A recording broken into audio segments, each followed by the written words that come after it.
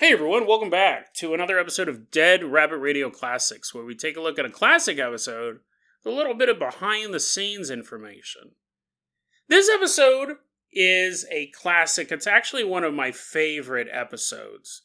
The little asterisks on there, and this happens to me a lot. When I remember the episode, I remember it very fondly, and then when I listen to it, I'm like, oh my god. But we'll discuss that at the end of the episode, so stay tuned. And I'll give you some behind-the-scenes info on this one. So sit back, grab a protein bar, and get ready to enjoy episode 454 of Dead Rabbit Radio. Did the Red Baron himself shoot down a UFO?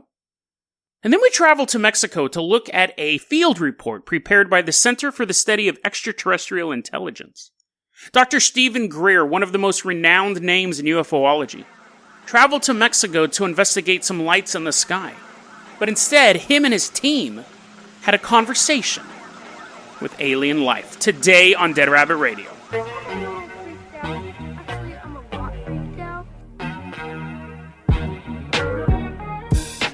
Hey everyone, welcome back to another episode of Dead Rabbit Radio. I'm your host, Jason Carpenter. I'm having a great day. I hope you guys are having a great day too. We got a lot of stuff to cover, so we got to start rolling into this. First off, the Minecraft server is back up. It's actually a different IP connection address, whatever they are, but it'll be in the show notes. The number one question people ask is, when am I playing? When am I playing? I do have a pretty regular schedule. Generally, I play for about an hour or two after I upload the episode. So generally, I'm playing the game from like 6 p.m. to 8 p.m. Pacific Standard Time, maybe sometimes 7 p.m. to 9 p.m. Pacific Standard Time. So that's when I'm on. But feel free to go about, do your own thing, build little mansions or cities or, I don't know, fight goblins. They're not goblins, but do whatever you want. Do whatever you want in the game. And we're going to keep it going for a while. I think it'll be fun for people to kind of hang out in. So the Minecraft server is back. And as long as everything goes smoothly, we're going to keep it open to everyone, and so far everything's been going quite swimmingly. So join us in the Minecraft server. Even if I'm not there, there's a ton of other cool people on there. And now we also got to say thanks to our newest Patreon, Catherine Bellingham. Catherine Bellingham. I'm going to assume that is a proper British name. I don't know if she's British, but it sounds like a British name, right? Catherine of Bellingham. So, Madame, thank you for supporting the show. Really, really appreciate it a lot. If you can't support the show, you can, even if you don't have a British name. You can support it if your name was like TikTok McGee. But if you can't support the show, regardless of what your name is, you can always help out the show by getting the word out. Getting the word out. So if you can't support the Patreon, that's fine. Just help get the word out. That really, really helps a lot. Catherine of Bellingham, here are your keys to the Carpenter Copter. Let's fire that baby up. And not only are we taking it up into the air, we're going back in time. We're going to have fun. To be fair, this isn't the most fun time period of human history, but I'm a particular fan of the subject matter of this first story. So turn that dial back to March 13th, 1917. Go ahead, turn on that Carpenter Copter, take us off. We're now back in time. It's just before dawn. It's war-torn Germany landscape. And the Red Baron himself, Baron Manfred von Richthofen, is getting ready to take flight. Now, I'm a big Red Baron fan.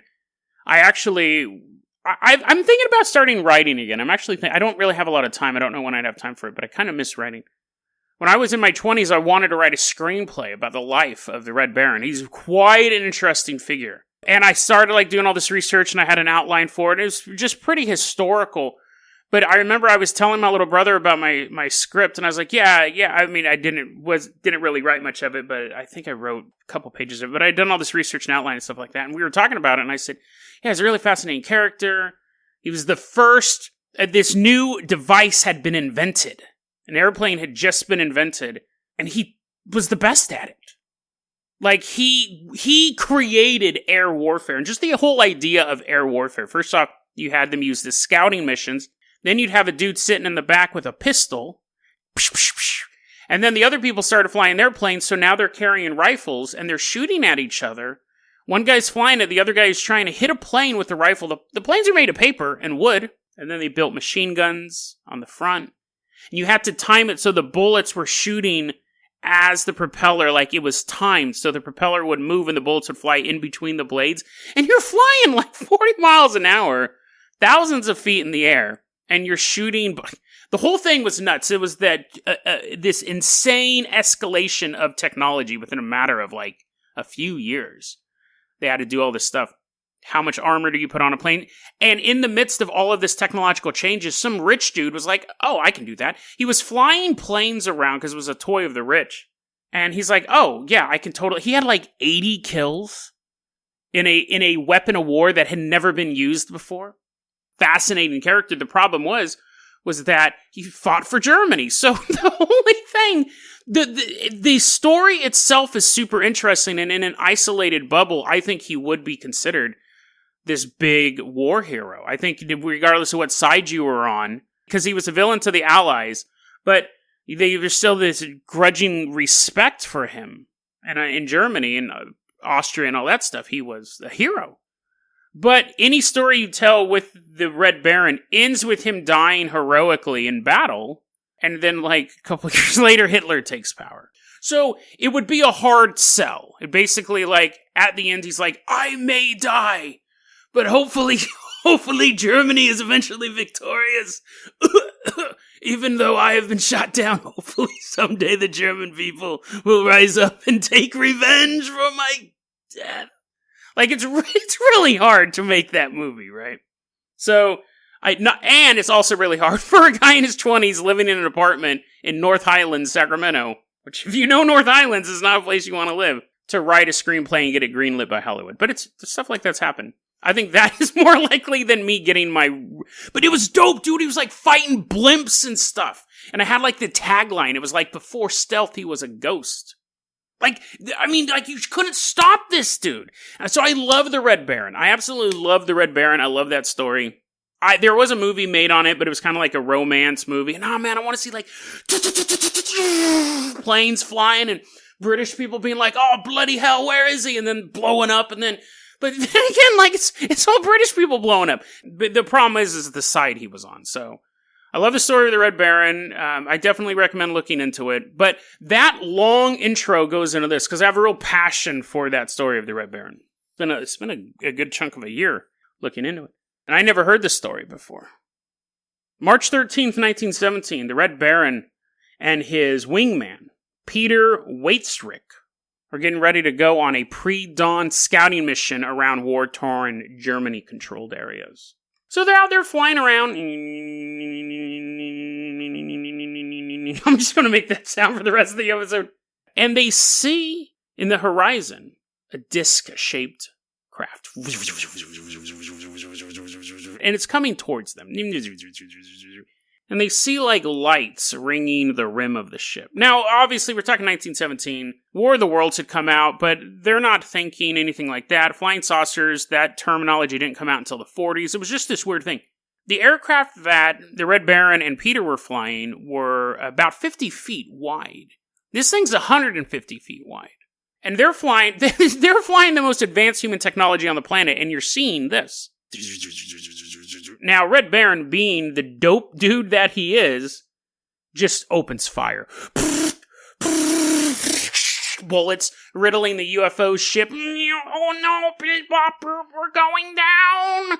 The aliens probably said, we don't know what they said, but the bullets just shred right through extraterrestrial technology.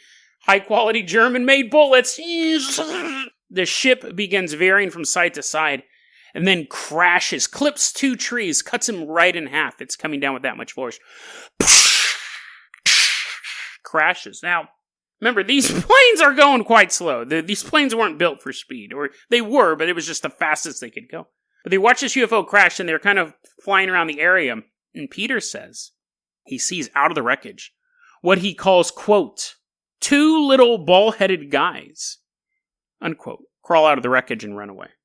They go back to base, and they're like, sir, you won't believe what just happened. You literally won't believe what just happened. We don't even know what a flying saucer is. We have no terminology for that.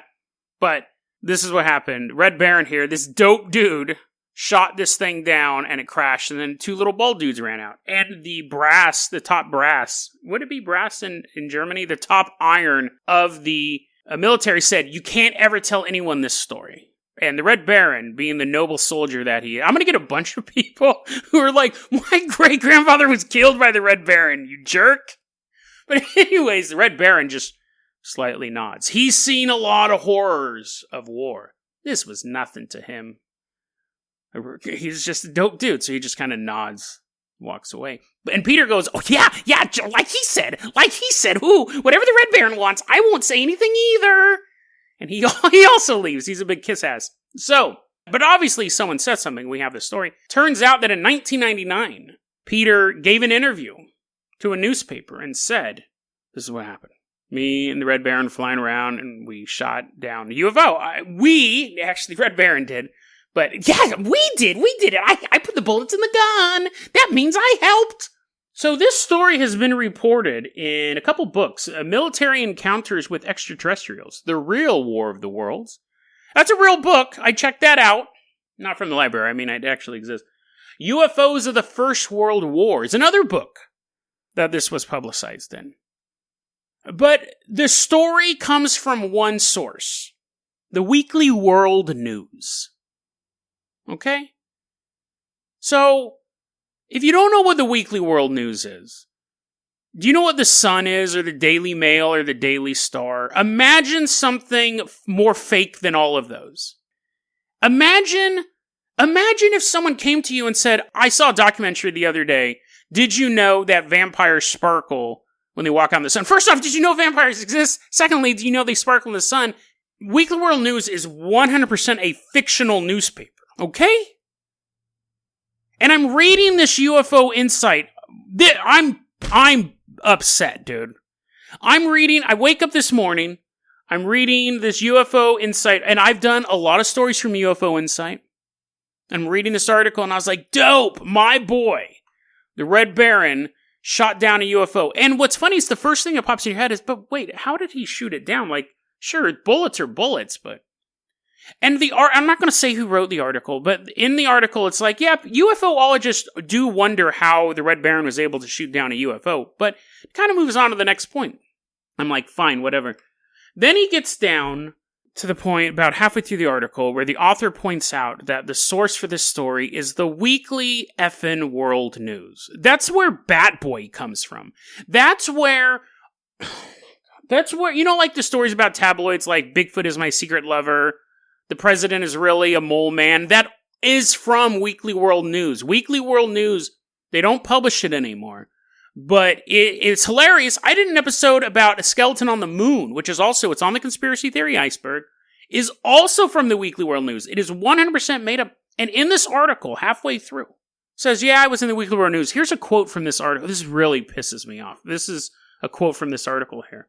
Quote, there were several points that would hurt Waitsrick's chances of being taken seriously. And this is talking about, like, whether or not the bullets could go through the ship and things like that. Just little points in the story that people go, that doesn't make sense. So back to this. There were several points that would hurt Waitsrick's chances of being taken seriously. Perhaps not least that the account initially appeared in a tabloid that had a history of pushing, quote-unquote, tall tales. The Weekly World News. At this point, my blood pressure was going sky high when I read that, but... Perhaps not least that the account initially appeared in a tabloid that had a history of pushing tall tales, the Weekly World News. This was, as Waitsrick would later explain, because no other mainstream newspapers would run the account. That's a lie. That is 100% a lie, because there's no such person as Peter Waitsrick. He doesn't exist. He never existed. The German aces, very, very well documented people. They were war heroes. There's none of them. There's not even a German pilot by the name. Well, maybe he was on loan from Hungary. He doesn't exist. There's a photo of him, and it's really another pilot, but his face is... I was furious at this point. Now, that's a lie. That's a lie. And I'm not saying necessarily that the author goes, well, yeah, but this poor 80-year-old man was like, the world needs to know that my buddy shot down a UFO. So he's like, goes to the Tribune. He goes to New York Times.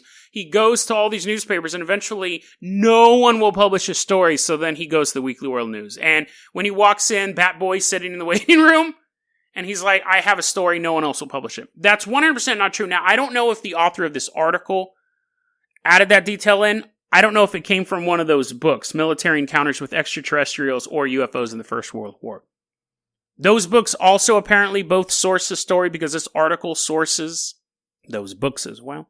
One of those books may have said, well, yeah, but Peter, the intrepid young, not young, he could be like in his 80s, but the man who wanted to get a story out walked into the weekly. It didn't happen. Whoever reported it first, it's 100% a lie. This pisses me off. And it's not just because I have an emotional connection to the story of the Red Baron, because I really, really think it's a cool guy. This is the problem with this whole industry. I'm not going to go on a big, lengthy rant, but this is the whole problem. You know what's funny? A long time, so when you quit Patreon, and let me say this too, guys. If you guys quit Patreon, I don't care. I might have said this before, but I don't care. You donate a couple bucks, you're doing it for a month or two, and then you have financial trouble, or I don't care, dude. It doesn't bug me. If I think you're gaming the system, if I think you're donating $1 every 2 months to hear your name over and over again, obviously I care about that. I think that's rude. But one person said, I'm too skeptical. They stopped donating, and again, you totally have a right to stop donating to shows, totally fine. But they said I'm too skeptical of stuff that I don't already believe in. This is why I'm very skeptical. This is why. The Charles Dawson story that we covered, the Civil War of the Worlds, I thought that was funny, that he kind of hoodwinked people. They didn't mean to do it. It was published on April 1st, 10 years ago. It was a joke. This is an article that was published a couple weeks ago, and it's been repeated in books. This is why I'm skeptical, and this is why you should be skeptical. So I double-check stuff. When I did double-check this article, I found a forum about, someone mentioned it on a World War I forum, and they said that he didn't fly the airplane during that time period, that pilot didn't exist. But it pisses me off because most people don't do that. Most people don't have the time to double-check this stuff. Pisses me off. And you know what? That gives me the perfect lead-in for my next story. Catherine, fire up that Carpenter copter because I'm heated. I'm heated. And Catherine's like scooting to one side of the helicopter. No, I'm not heated at you. I'm just heated at this whole, what? Catherine, go ahead, take control of the Carpenter copter. We are headed out to Mexico. We're specifically going to the Las Mitras Mountains. Las Mitras Mountains. This is back in the year 1994. It's a period of time between December 11th and December 14th. Now, Dr. Stephen Greer, I think even if you follow UFOlogy, if you follow paranormal, you know that name. You may not know the exact context, but he is pretty much the leading UFO researcher. He's the head of the Disclosure Project, which is a way to get like civilian specialists and members of the government, members of the military to come forward and talk about how aliens are real. He's also the head of the Center for the Study of Extraterrestrial Intelligence. And, oh my God, this story,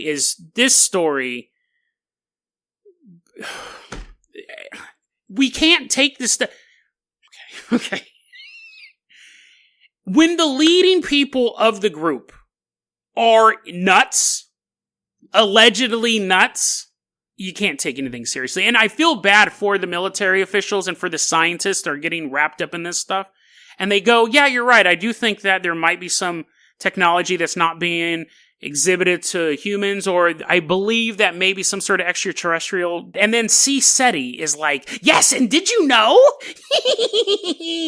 And you're getting these rational people who are roped into this utter nonsense. C. SETI are the ones who believe in this thing called coherent thought sequencing. So you sit out in the middle of nowhere and you focus on like aliens, like telepathically talking to aliens, which I would be shocked if these people don't just focus on aliens all the time. Hey, what are you having for lunch? Aliens? What's on television? Aliens? That one's true, because there's actually aliens on television. But you sit in the middle of it's more detailed than this. Let me say this. It's more detailed than what I'm about to say. It doesn't make any more sense. It doesn't make any more sense. You sit in the middle of nowhere and you go, aliens, aliens, aliens. You have a little pennant that says aliens on it. And then you see lights in the sky. And you're, okay. Okay, here's the thing. The people who actually, like, military officials aren't going to do that. And here's the thing. If that works, if that does work, then that's not an alien ship. That's some other phenomenon. One, because people think about aliens all the time, right? James Cameron, for example. But UFOs aren't buzzing his house. If You can sit in the middle of nowhere, and I'll tell you exactly what it is, actually. Like, it's you... Gee, maybe now's not a good time to do the story, because I'm fired up. If you sit in the middle of nowhere, and you're thinking about pot pie, and you're looking up, or Pol Pot's pot pie, you're looking up in the sky, and you see a light, you probably won't even register it. You're so hungry for a brutal dictator's chicken pot pie recipe. But if you're focused on aliens, and you're imagining aliens, and you do that for, say, 3 hours, you're eventually going to see a light in the sky. You know, it's bias. And also, it could be your insanity creeping in, because you're just staring up at the sky going, aliens. But anyway, so that's coherent thought sequencing. And so you have this weird philosophy that goes, aliens are like from somewhere within the psyche, man. And then you have military officials being like, on August 2nd, 1999, a UFO. So what is it? Are they big old metallic discs that have crews in them? Or are they stuff you can summon with your brain? But anyways, at the CSETI headquarters, they have a thing called the CSETI Rapid Mobilization Investigation Team. So these guys are ready to go. I imagine, like, some guy sitting at home, tick, tick, tick, tick, on some alien forum, watching alien porn at the same time in another window, gets a phone call, bring, bring, picks up the phone. CSETI Rapid Mobilization Investigation Team is calling. Is Joseph there? And then, Joseph! Your buddies from the UFO thing are on the phone again. Mom! And he runs up the stairs, picks up the phone. This is Joseph. He changes, makes his voice super deep. Once his mom leaves the room, this is Joseph. Joseph, cancel your plans. We have a rapid mobilization thing to do. And Joseph's like, I'm with CSETI. I have no plans. Click. And so they all hop in a van and they drive out. This team involves the executive director of CSETI, which is named Sherry. We have Dr. Stephen Greer. There's an unnamed woman from New York. So take your pick. What are there, like 5 million people there? Ain't one of them. A named woman from New York, a cameraman. And then there's some people from this group called the OVNI Club, which is a Mexican UFO-ology group. UFO hunters. So they're going out to the Las Mitras Mountains, December 11th to December 14th. And they go out to the Las Mitras Mountains. And for the first 2 nights, they just see some lights in the sky. And Stephen Greer turning around. See, I told you, we came out here looking for lights in a sky. And guess what? There's lights in the sky. They're called stars. But no, I'm not talking about those. I'm talking about that one that moved in a straight angle and then disappeared. Oh, did you stop thinking about the aliens? That's why it disappeared. And when it's thundering, that is God bowling. Everyone's like, oh, Dr. Stephen Greer, you totally know what you're talking about. So anyways, for the first 2 nights, it's just lights in the sky, right? So then, Dr. Stephen Greer, Sherry, they're walking. This is December 13th. It's 1 a.m. They're walking down a dirt road. Remember, this guy talks to, like, generals and stuff like that. Okay? This is like a high-ranking member of the UFO community. People who actually fly fighter jets and see UFOs, like 30,000 feet up. Talk to this dude. So Dr. Stephen Greer, I'm sure he's a nice guy. Dr. Stephen Greer, Sherry, all these other people, the woman from New York, are walking down this dirt road, and Sherry starts to feel energy. Oh, whoa. She's feeling energy. Now, she begins to, quote-unquote, perceive small, square-shouldered creatures in the bush. She doesn't see them. She can't see them. She just perceives them. And then she gives us a full description of them. Which, if you perceive something and you can't see it, but then you can totally describe it, it's called imagination. Okay? But anyway, so these small, square-shouldered creatures, they come up to her knees. She says they have uniforms on that are either a dull orange or a rust color. Again, she can't see them. She can't see them at all. But she knows what color their clothes are. And she's standing there. It's 1 a.m. She's with all these people. Dr. Stephen Greer is there. And Sherry's like... No, Sherry goes, stop what you're doing. There are aliens, little aliens that can perfectly hide in this bush that I'm standing in front of. I can perceive them. I see these aliens in my head. Before people run over to the bush. No, just in my head. But they're over there. And you can't videotape them. You can't videotape them because they're scared of cameras. Now, I imagine at this point that Sherry's like, Stephen, or she probably calls him Dr. Greer. Dr. Greer. I have made contact with bush tall aliens as tall as a bush, conveniently in this bush blocking their view. And Dr. Greer goes, damn, I wish I would have made that up. I mean, I wish I would have discovered that as well. I wish I would have been closer to the bush and had the power that LeVar Burton always talked about, the power of imagination, but alas, I don't. I do not have that power. So Sherry is talking about these guys. Now, she has this great quote. Quote, these rich, rare exchanges with what appear to be extraterrestrial life forms are very delicate scenarios. Any sudden, rash, or extreme emotion or movement can thwart the entire event and bring it to a screeching halt, and the extraterrestrials vanish.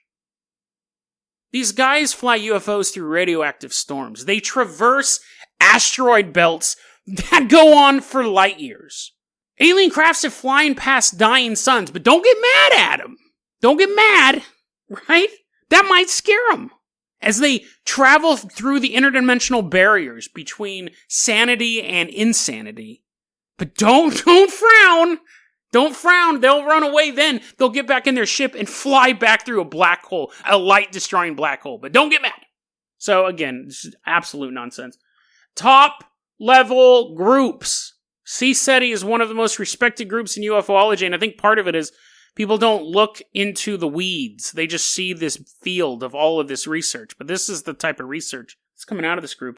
So the aliens are telling Sherry telepathically, we're having a hard time adjusting our energies to you. Like, we want to have more of a communication with you, but there's something...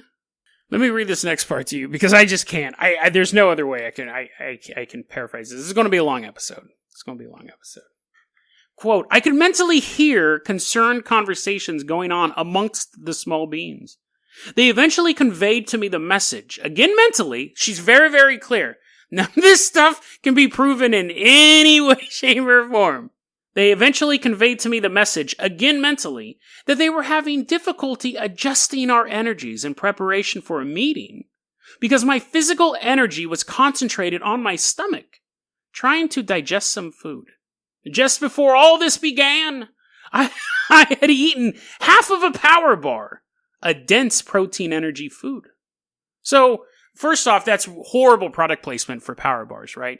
Because you would think if you're going to be walking around an area for 3 days pretending there's UFOs in the sky, you're going to want to have food that's easy to carry. But don't bring power bars, because if you eat a power bar, aliens cannot telepathically communicate with you. That actually should be an advertisement for, like, Cliff bars. They should be like, our bars are easily digestible, unlike power bars that make it so aliens can't convince you they're really there. So, she's standing there, she ate half. If she had eaten a whole power bar, we could have been looking at an intergalactic incident. They may have just opened fire on her. But she has half a power bar sitting in. This is real, by the way. This is from a real report. It's not real in the sense, these events, these people were standing in the mountains, okay? I know that. But, I mean, this isn't something... I didn't get this from the Weekly World News. This is something that CSETI prepared. This is a report they prepared. Sherry ate half a power bar. The aliens can't communicate with her. So then she's focusing on the alien. I also like how she describes it as a dense protein energy food. First off, we know what power bars are, but if we don't, I've never ever heard of them referred to as a dense protein energy food. She's trying to make it sound scientific. I ate a piece of poop that tasted like chalk. There's power bar. That's the description of a power bar for you.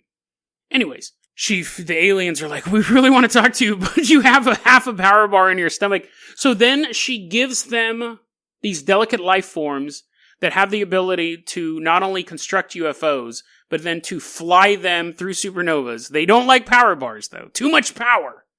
She says, quote, she doesn't say it, again, she thinks it, so there's really no proof of this. Quote, I give you permission to take it out of my body. And then this is the rest of this passage. Suddenly, I felt as if someone was standing some distance away with a fishing line whose hook was inside my stomach. It felt as if someone was slowly reeling in the line as the food came back out, the way it went in. She just threw up. But now she lets us know, she normally hates throwing up. As opposed to those people who love it, right? Everyone hates throwing up, unless you're like 0.001%. Everyone, when I was reading the story, I wasn't thinking, she's probably one of those people who loves throwing up. I'm a skeptic.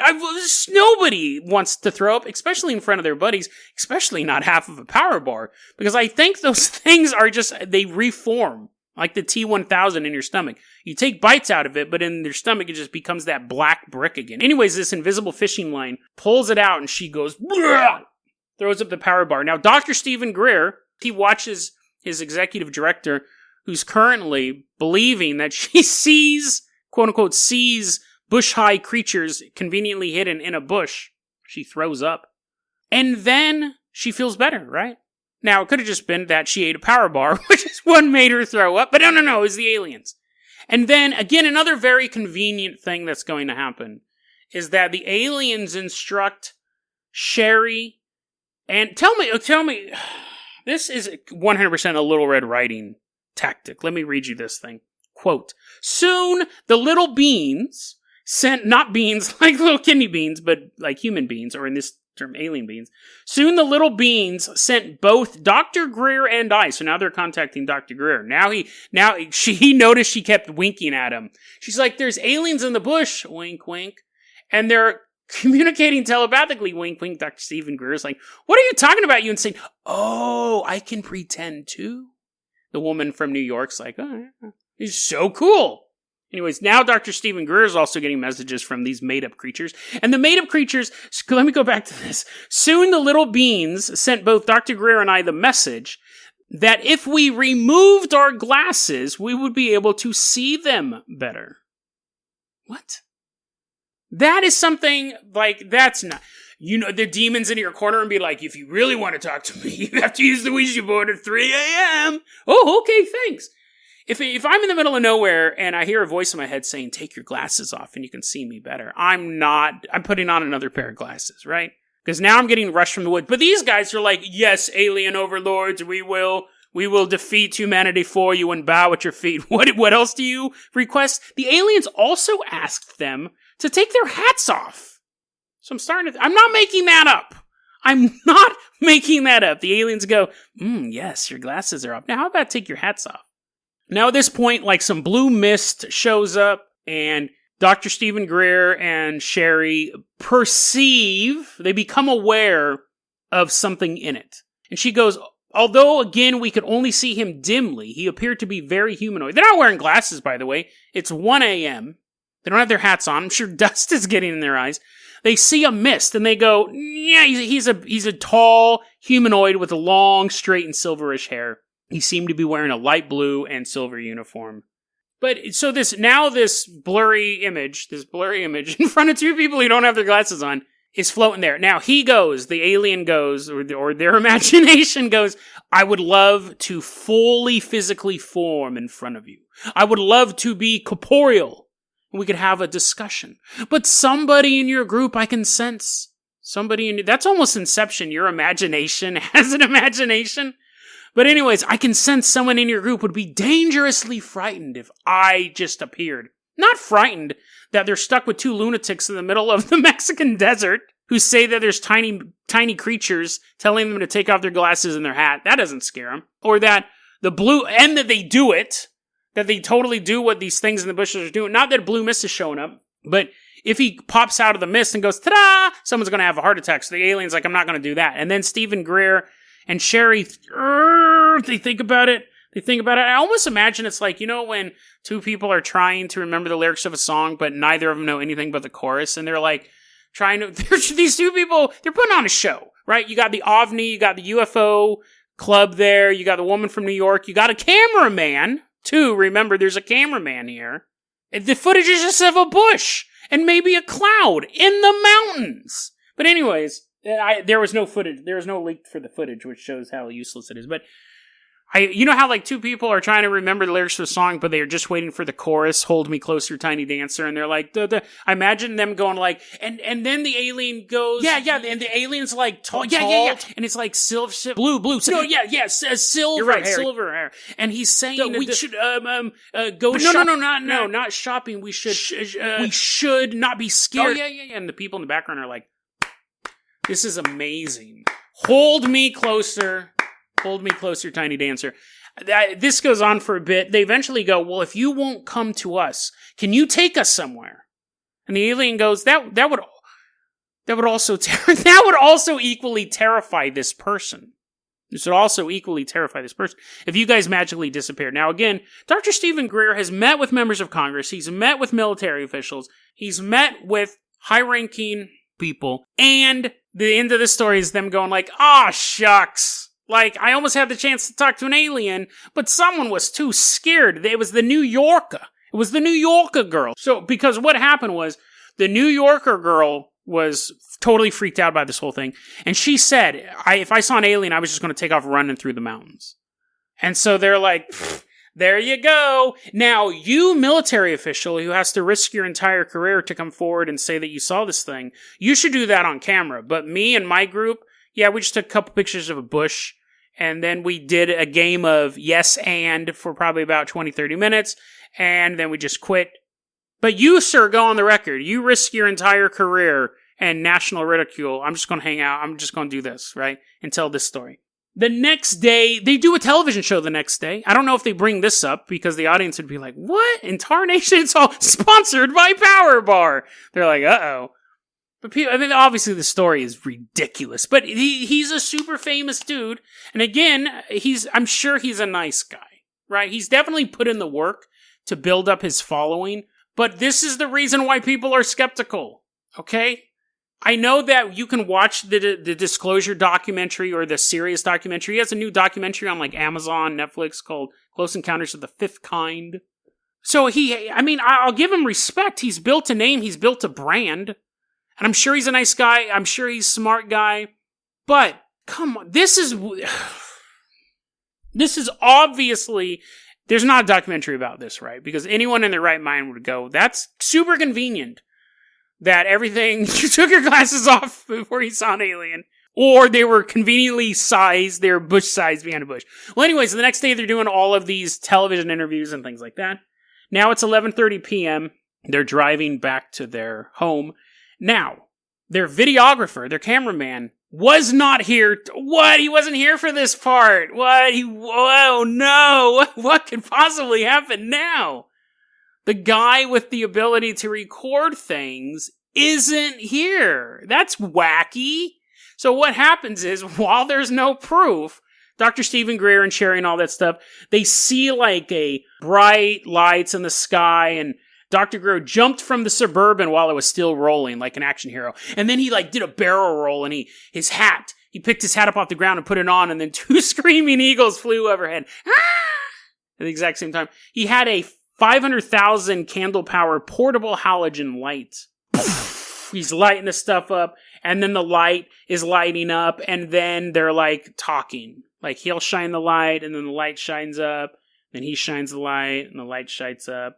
And he goes at a certain point, there's like, we see like this beam come out of the sky, and we see shadows walking in front of the beam, but no cameraman! What? Oh no! Oh, shucks! You guys want evidence? What?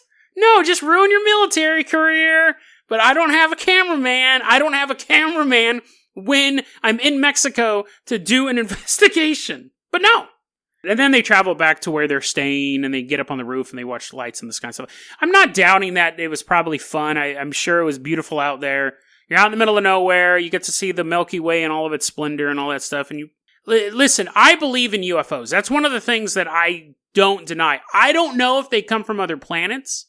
And I think a lot of the big UFO stories have a lot of holes in them, like stuff like Roswell or Rendlesham have some definitely big iffy things. But I don't use those to discount UFOs across the board. Like, I do believe that, first off, I do believe there's unidentified flying objects, and I do believe that there is life outside of Earth. I don't know if what we perceive as aliens are actually from other planets, if they're from other dimensions, if they came here millions of years ago and they're in some sort of cave system. I don't know. Ghosts and demons and stuff like that, I believe this conversation could be the same thing. You're up in an area that it's haunted and there's a ghost. But see, it's funny because people who believe in UFOs believe, for the most part, SETI's kind of pushing the goalposts. There are people who hunt Squatch. They're Sasquatch hunters, and they look at them as a biological creature that has a tribe and mating habits and a diet. Then there are other people who believe it's some sort of spirit. It's some sort of nature thing. That would be more where I'm going. I don't buy the biological Bigfoot thing. If Bigfoot sightings are real, it's some sort of paranormal activity as far as like ghosts goes, or related to alien activity, high strangeness. Ghosts, though, have the ability that you don't see them. People can go their entire life without, quote unquote, seeing a ghost, but still go, I live in a haunted house. I hear stuff late at night. I've never seen anything fly around. I've never seen anything super dramatic. Aliens fall more into the biological category. They have races and fleets of ships, and they have command structures and the uniforms and things like that. But groups like SETI realize that bar is incredibly high to prove.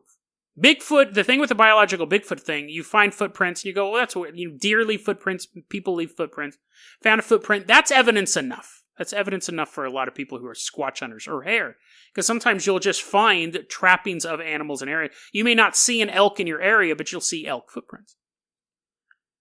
Ghosts can just be like, I bought a teacup, and ever since then, I've had a runny nose. Yes, it is May, and I do live in a high allergy area, but I bought the teacup the end of April, so aliens demand biological proof.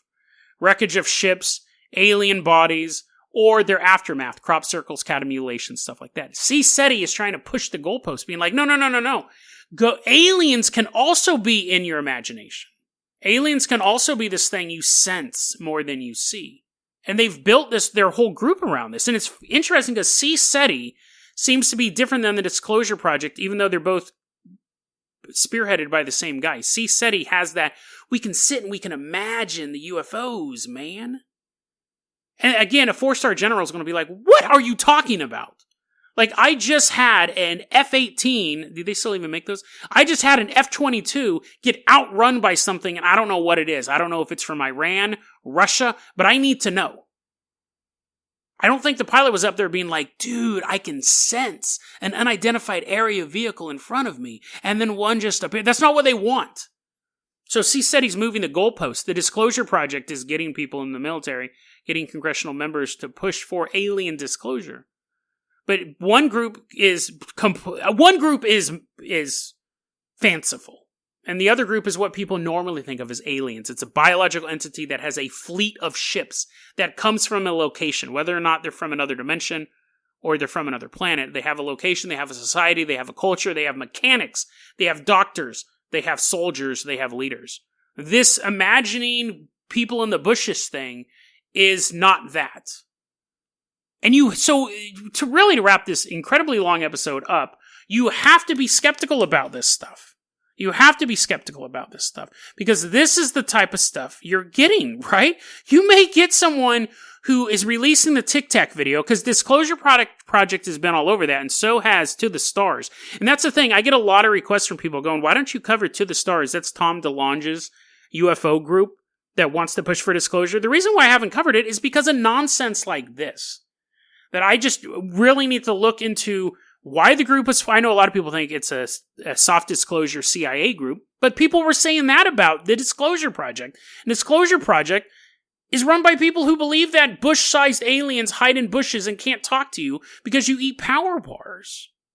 So you gotta be skeptical. I know it can take the fun out of it sometimes, but if you're not skeptical, you'll be, oh shucks, did you hear the Red Baron shot down a UFO? Because that's been repeated a couple times. It's in 2 books! It's in 2 books that have been published and are out there, and people are reading them. Now, I've made mistakes on this show before as well, the Lone Pine Devils and the Civil War aliens. And both of those mistakes, I was like, oh, I made a mistake. I got other information. I was wrong. Now, I can get it if someone, I'm back to that stupid Red Baron story, and I can get it if someone came across that Red Baron story, but they referenced the Weekly World News. You can't excuse it saying this old, okay, I can't talk about the stupid Red Baron story anymore, because I'm just getting mad again. The point is that you have to pay attention to this stuff. Now, I'm going to end it on a good note. I absolutely loved reading this Mexican Mountain article because it really, one, thought it was absolutely hilarious, and two, it confirmed my bias that a lot of the people who are into this stuff just using their imagination. And like LeVar Burton said, imagination is a powerful tool. It definitely kept me entertained. I was laughing out loud as I was reading this article, and I hope you had an equally fun time with me talking to you about it, because I think it's absolutely ludicrous. But the next time you hear about the Disclosure Project or CSETI, or any of this stuff, and they're trying to get these high-level government officials to come forward and to risk their career to talk about secret documents and stuff that they saw, just remember that cold night in those mountains in Mexico when a CSETI member threw up a power bar so she could talk to an alien. DeadRabbitRadio@gmail.com is going to be our email address. You can also hit us up at Facebook.com/DeadRabbitRadio. Twitter is @DeadRabbitRadio. Dead Rabbit Radio is a daily paranormal, conspiracy, and true crime podcast. You don't have to listen to it every day, but I'm glad you listened to it today. Have a great one, guys.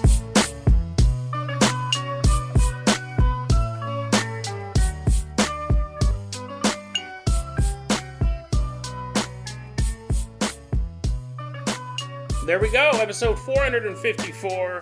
Can a protein bar be used to stop aliens? We got a lot of behind-the-scenes stuff for this one. First off, this happens when we listen to all these old episodes. I'm always talking about the Minecraft server. Every so often I'll get an email or a YouTube comment because, someone's listening to an older episode. They're like, wow, Minecraft server, I can't wait to get on. We don't have it anymore. We've tried it twice. We've shut it down twice for the exact same reason. What happens...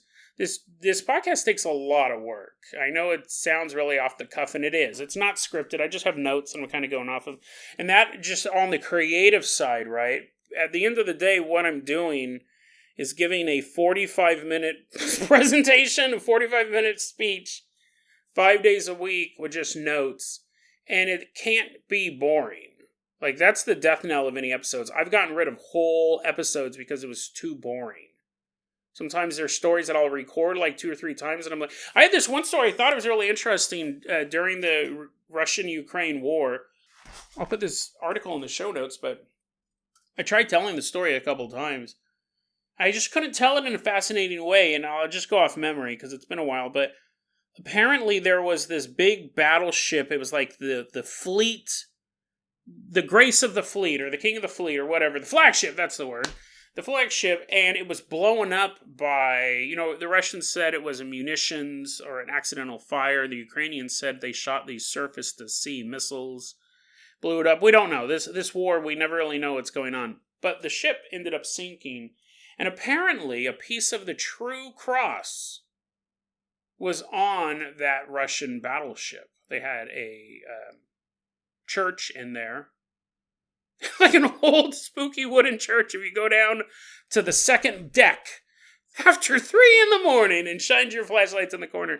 No, hospitals have them. I guess battleships have them. It kind of makes sense they're out to sea for so long. There was a Russian Orthodox chapel in there. It was just a room with some iconography. It didn't actually have a steeple. There wasn't a monk there ringing a bell. They're like, we're supposed to be undercover. It's supposed to be a sneak attack. He's all dong, dong. Dong, dong. It's time for church. And in this chapel, they had a piece of the True Cross.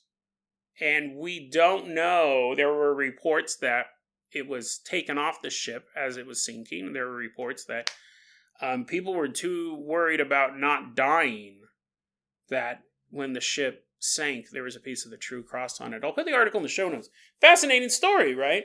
But I have to judge... Can I tell this story in a fascinating way for a minimum 5 to 10 minutes? Because I could do an episode that's just like 10 different stories, and they're each like 5 minutes long, but to me that's not interesting. I like to tell the story, and then as long as it's not forced, to do a little like theory about it, or figure out like how does this play into the broader scope of the world of paranormal. Fascinating story. And then what I had to do is I started researching, well, wait a second, what is the true cross? And this is when I found, because you think it's like a sliver, right? It wasn't like a whole beam from the cross. When I say the true cross, I'm talking about the cross that Jesus was crucified on. You're like, I figured that when you said it was in a church. Anyways, you figure like, yeah, what an amazing relic. You have a piece of the cross that Jesus was crucified on, but there's this weird thing that if you have, let's say I have a piece of the actual real cross in Rome. If you take any piece of wood and touch it to that piece of the real cross that we know is actually of the real cross, we touch any piece of wood to that, now that piece also becomes a piece of the true cross. So you could be sitting there like a Home Depot. I don't mean to be sacrilegious. But when I read that, I would go, oh, well, that's not really what I thought it was. But everyone claims that, no, ours is actually from the real cross. Other people bring their wood here to touch our wood. So then I go, okay, so that's interesting. It's an interesting, I think it's as cool as I thought it was, but, that in and of itself is an interesting tidbit. So I recorded the segment and it didn't work. It was like 10 minutes long. It didn't work. It was boring. And so I stopped recording, left. I don't even remember what episode this was on at the point. Came back maybe 20 minutes later because it takes me that long to like cool down the place. I'm running the AC.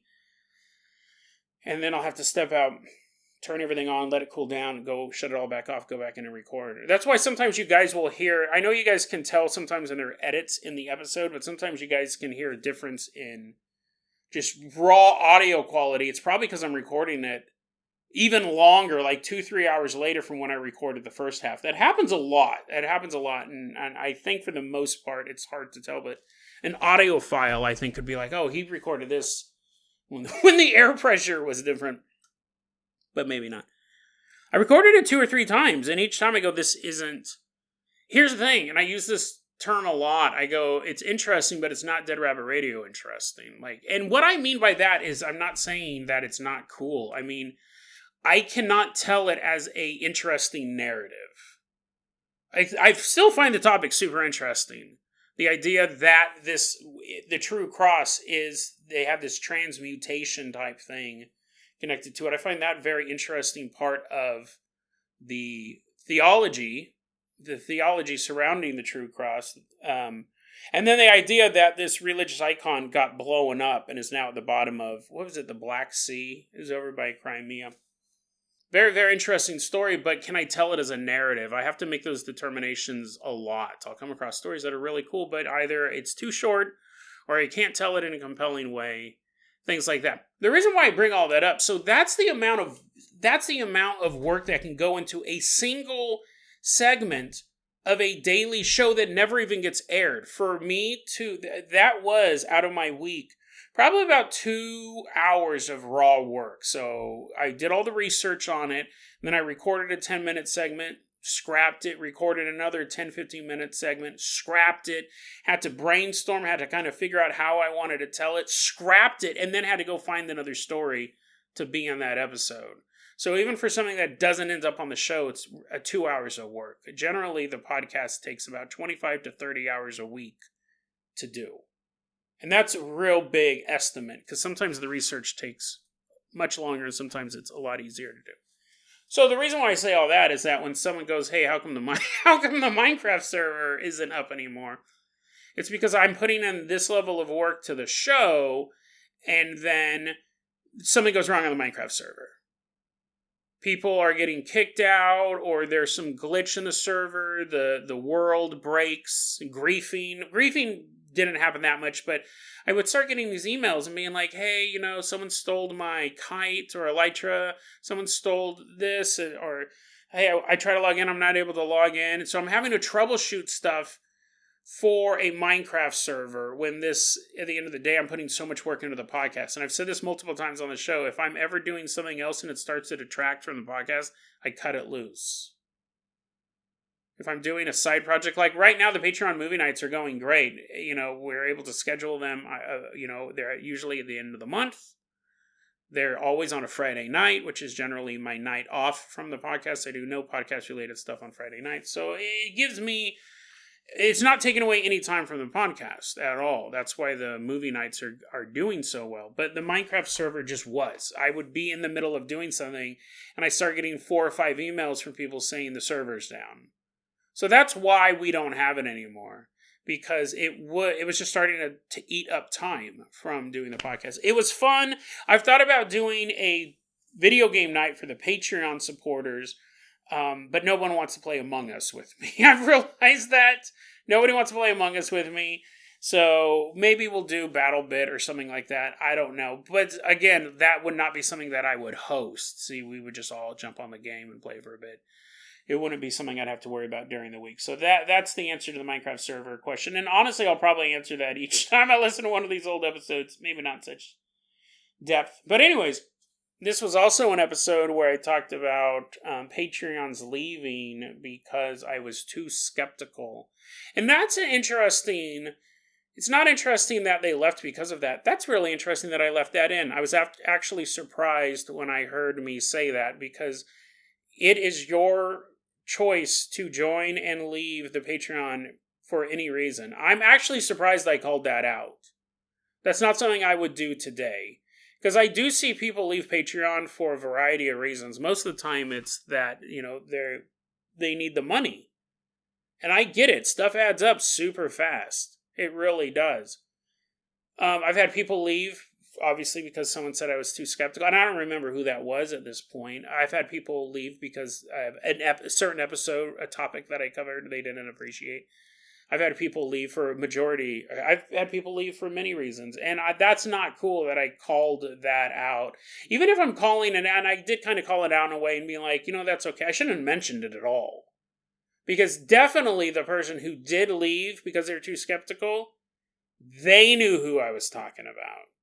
Like, I don't even remember who it was today, but that's weird that I said that. Even if I said in the episode, yeah, but it's okay, you can leave for any reason. I shouldn't have mentioned it at all. That was a weird little quirk. I will have to say, man, I have the hardest time listening to these old episodes. And I know that 5 years from now, when I'm doing Dead Rabbit Radio Classics, assuming I continue, I really like doing Dead Rabbit Radio Classics. I just wait till the last minute to do them, and then it feels like this insurmountable task, trying to get all these recorded before I leave, because I'm not bringing any of my gear with me. I leave it over at a friend's house. The humor is so cringy. It is so cringy, and it's so funny, because when I see people on the X board talk about Dead Rabbit Radio, a lot of people say the number one complaint I get about the show is that it's humor, is that it's too funny, or it's not funny, but tries to be funny. And it's really funny that they say that, because in a sense, this is a very mysterious universe. Last podcast on the left, those conspiracy guys, Sofa King type of show. Those are all really cool podcasts. The Parapod, they all talk about these topics, but there's humor. The difference is there's 2 or more people. So it's not as weird or as abrasive when it's one person telling the jokes and then laughing at them. But again, it's not scripted. So I'm hearing the jokes for the first time. If you listen to a live episode, we do live episodes for the Patreon members every Sunday morning, you'll hear me come up with a joke, laugh really hard, I'll flub it because I'll be laughing too hard, and then I'll try to recreate it. I'll tell the joke again because I realize that's not a good take, and the laugh is not as uproarious the second time because I already know the punchline. And sometimes you just hear a slight chuckle from me. It's really interesting. That's something that I've picked up on. The jokes back, come on. Catherine of Bellingham, that was, oh my god, dude. That was so cringy. Catherine of Bellingham. You're like, Jason, that was my favorite part. That was my favorite joke. The whole episode. It's just cringe, man. I have such a hard time listening to these old episodes. It's not because of the topics, and really it's not because of the presentation. It's a little too fast. I listen to these old episodes. They're super fast. I edited them very tightly, and I speak quicker. And now I've slowed down a lot. I think my storytelling ability has gotten better. where I'm letting things kind of build up. Generally the way, and I didn't do this naturally. I didn't do this thinking about it. I just kind of did naturally.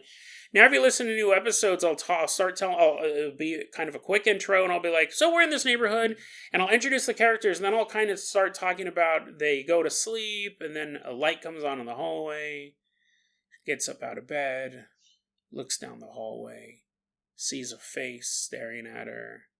Telling the story kind of like that. There's maybe jokes in there if they're appropriate, right? If I can think of something, but if they're not, I'll just tell the story. And then once the narrative ends, my speech pattern returns back to normal Jason. It's this speech where I'll be like, it's an interesting and terrifying story about a girl who thought she was going to see her mother, but instead saw something at the end of the hallway. And I think that's a fear that we all have. Like, it goes back to a normal speech pattern. That, I think, I kind of just picked up because when I would listen to these old episodes, I would go, I'm speaking so fast. And I don't do it with every story, but that is something that if you listen to later episodes, it's like that. I've also stopped interrupting myself, or if I do, I try to edit it out during the narrative. I do that on a lot of the older episodes. Or I'll be talking about something, and then I'll be like, yeah, that reminds me of a time that my own foot got stuck in a hole. It was crazy. The raccoon. And then I'll tell like a 3 or 4 minute long story. And sometimes it fits, right? Sometimes it fits, but for the most part, I edit those out. Very rarely have I taken them out and put them in a appropriate part of the episode. Normally, they just get excised from the gut. So those are all storytelling things. But back to the humor. The Catherine of Bellingham, TikTok McGee. I have such a hard time. It's so bad. And I understand why. That's why they say never advertise your product until it's completely ready to go. There were a lot of people on the export who probably checked out the podcast way back when, and they're like, this is cringe. This is so cringe. But again, I'm saying nowadays isn't cringe, but I'm sure 5 years from now, I'm listening to this stuff, I go, oh, this is cringe. And I don't think the whole episode's cringe. I just think certain jokes are, because this is an episode that I had a lot of fun recording. Honestly, this was an episode that I had a lot of fun with because, here's the thing, every so often, you never know how you're going to get in trouble with this type of stuff. I could have never predicted the Forrest Finn people were going to come after me. Shots fired against Stephen Greer in this episode. Like, it was just making a mockery of his entire experience. And I've come across other paranormal or alien stories of his group. Some of these same individuals in this story that I've almost covered, but I haven't. Not because I don't want to get in trouble, but I was like, it's not going to be as good as this one. Like, I thought this was the narrative they gave was so dumb, you couldn't help but take all these pot shots about imagining people in the bushes and everything about it. Like, I remember having fun recording it, and I had fun listening to it again, and it really was just making fun of one of the top UFO people, right? And I have a Google reverse search for my name, Dead Rabbit Radio, obviously, just to see. And I got it. You want to see if people are saying things about you, but also, first off, there's this huge delay. Like, I'll see that someone's something on the export like 4 days later, the thread's gone. But someone was taking Dead Rabbit Radio and my descriptions for my episodes and attaching them to new bot-designed news articles on YouTube. I have no idea why they're doing that. That was pretty much most of the alerts I was getting. I would imagine that Stephen Greer and C. SETI would have something like that set up, but I trashed them in this article. And I trashed them in this episode, and I thought, they may, come back swinging. Now, it could be that I'm just small fish, right? Stephen Greer is one of the top UFO dudes. Could be that I'm a small fish. Could be that they never heard the episode. It could be that they never heard this episode. Could be a combination of the two. Maybe someone mentioned it to them and they're like, whatever, who cares? Which is fair. You can't swing at everyone who pokes you with a stick. And the funny thing is that I don't hate him. I'm not actually trying to tear him down. I just think that it's dumb. I think that it's I think a lot of his stuff is goofy. There's one thing, and I don't know if I've ever covered it. I've actually edited out times where I've criticized Stephen Greer for one reason. And this is true. This is 100% true. There have been multiple times I have taken pot shots at Stephen Greer, but I spent the 5-10 minutes that I was talking about it calling him David Allen Greer, who's actually from In Living Color. It's a comedy sketch show. I'm sure you guys remember that. I did segments where I was talking about David Allen Greer and his group C Setting, and I listened back to it. I was like, what? Why did I say that? Sometimes I would use both names, David Allen Greer and then Stephen Greer. So I had to throw it out. But there's that big controversy. So Stephen Greer says if you sit in the bushes and imagine law of attraction, right? We talk about law of attraction on this show. If you use law of attraction, I'm basically dumbing down his theory, but you can manifest UFOs, or you can in his words, basically call the UFOs to you. If you sit there and you visualize UFOs, that's basically creating a close encounter of the fifth kind. You're making communication with aliens. Well, anyways, there's a big controversy because at one point a skeptics group did look into him. And, Stephen Greer, says that this is not true. Different parts of it are not true. But apparently on one of the nights, because it's not cheap to hang out with this dude. To go to one of these fifth encounter groups or whatever, it's not cheap. I mean, this Mexico trip seemed to be pretty cheap. They just drove around eating protein bars the whole time. But you pay good money, and you sit there, and then you look up in the sky, and then all of a sudden you see these UFOs appear, and you're like, oh my God, it works. And you tell all your friends it works. Apparently, the rumor is that Stephen Greer had chartered a flight. Apparently, these people had found that he had rented an airplane to fly over the area and drop flares. So late at night, you start to see these red lights in the sky. So, here's the problem with this stuff is that, let's say that he did that a single time. If you fraud it once, then it all comes into question. That's the big problem with paranormal research. Scientists fall into that too. Generally, if you fudge your numbers, right, if you make stuff up, it's not a good look, obviously. But you're saying, okay, well, sure, I said that this squirrel lived for 100 years and he only lived for 3, which is the normal lifespan for a squirrel. I just got my numbers wrong. You can kind of he meant to defraud people, but you can probably hide behind something. But when you're dealing with something that a lot of people don't believe exists in the first place, even most standard UFO researchers don't believe in the fifth kind of being able to manifest these UFOs, call out to these UFOs, and they'll show up to you. That's not even something you see in a lot of normal, quote-unquote, normal UFOlogy. So I've actually taken pot shots at Stephen Greer after this. Pot shot sounds like it's mean, like I'm trying to expose him, and that's not what it is. I have made other comments about him on my show that I had to edit out because I called him by the wrong name. It's really hard to be like, do better, sir. Do better, David Allen Greer. Be like, what? Who's that?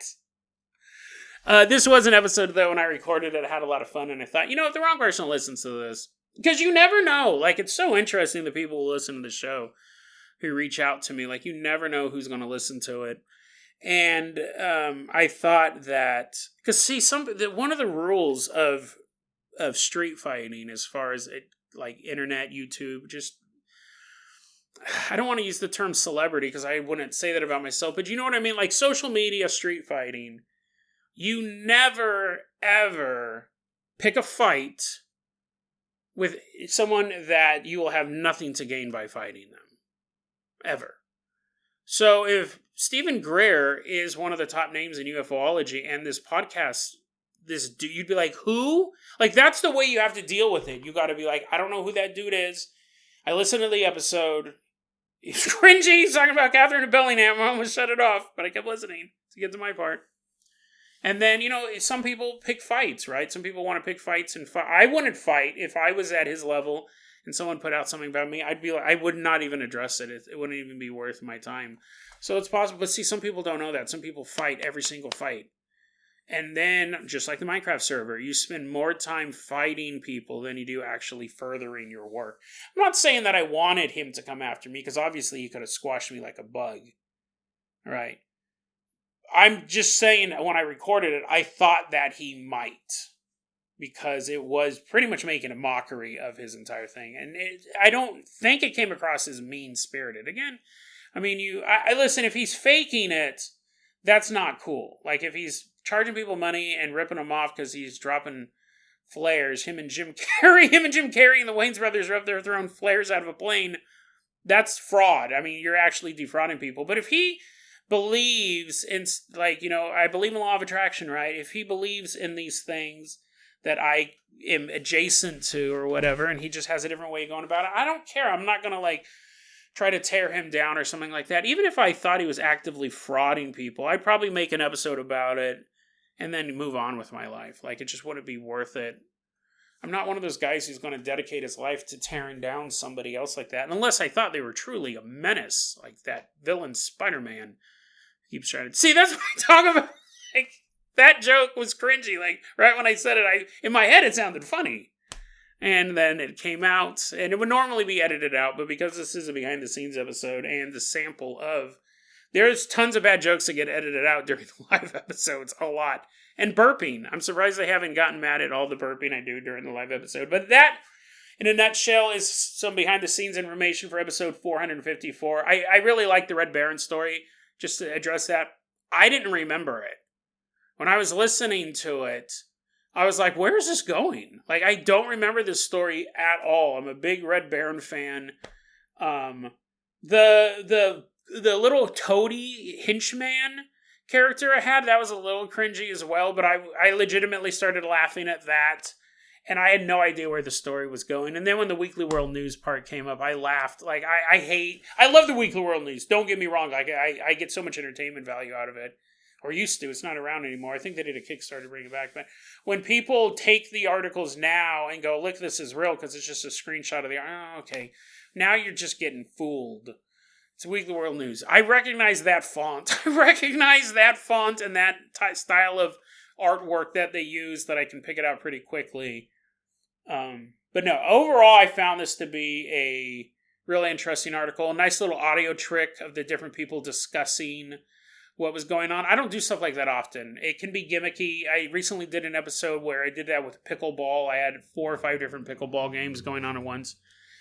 It doesn't take much to do, but it's a little gimmicky, so I like to spread it out. That's something that I like to do. Not the humor, not the cringy humor. That's on all the episodes. I don't think it's cringy now, but again, hindsight's 2020. But that is episode 454 of Dead Rabbit Radio. Can a protein bar be used to stop aliens? I hope you guys enjoyed that behind the scenes look, and we'll be back with another episode tomorrow. Have a great day.